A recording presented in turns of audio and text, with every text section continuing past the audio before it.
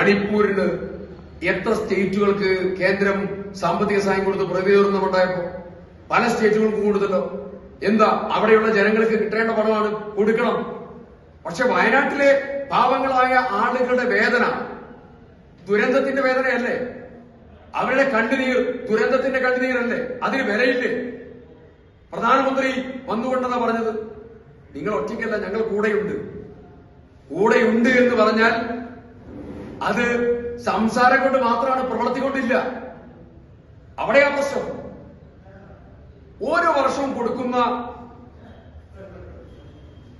അതാത് വർഷം കൊടുക്കുന്ന ഓരോ വർഷത്തെയും തനതായിട്ടുള്ള അലോട്ട്മെന്റ് ഉണ്ട്.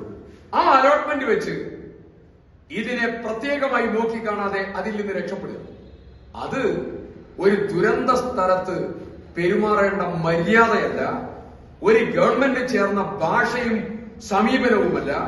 ഇത് വയനാടിനോട് രാഷ്ട്രീയമായി പകവീട്ടുകയാണ് കേന്ദ്ര സർക്കാർ. അതിനെ കയ്യും കെട്ടി നോക്കിയിരിക്കില്ല. ശക്തമായി അതിനെതിരായിട്ടുള്ള സമ്മർദ്ദവും പ്രക്ഷോഭവും തുടരും.